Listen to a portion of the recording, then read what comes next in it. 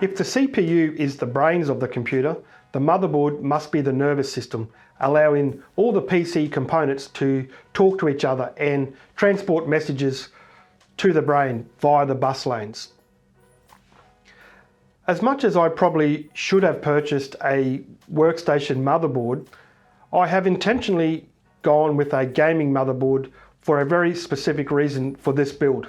And that is, I plan to test and evaluate any productivity gains that may be available for CAD applications when overclocking. The reason workstation motherboards are typically a better choice for CAD applications is due to them having additional PCIe lanes when compared to gaming motherboards. For this build, the motherboard that I have chosen is the ASUS Maximus Z690 Extreme. Let's point out some of the key features this motherboard has. It has the 1700 series socket for the Intel 12900K processor. It has 4 DDR5 RAM slots, 1 DIMM.2 slot, 2 PCIe 5 slots, 1 PCIe 3 slot, 5 M.2 slots, and 6 SATA ports.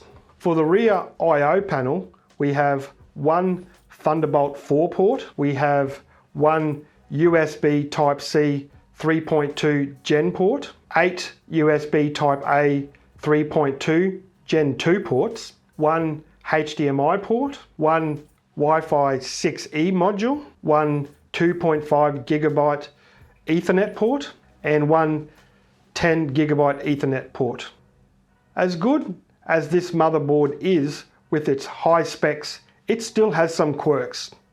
How it handles the dropping of PCIe lanes when loading it up with PCIe 5 components is still a bit bizarre to me.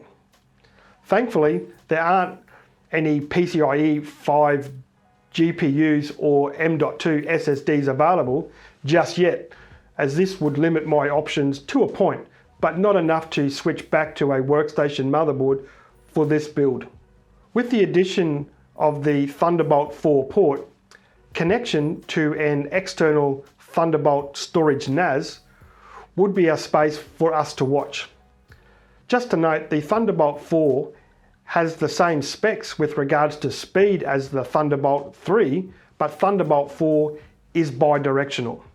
Personally, the critical feature that this motherboard provides will be with its simple interface it has with the BIOS to assist with system overclocking. The ASUS version for the BIOS management interface via the Unified Extensible Firmware Interface, or UEFI, is the first application we will be using to manage the hardware settings. The second application we will be using is the ASUS ROG AI Suite 3. This application can manage and monitor basic system overclocks.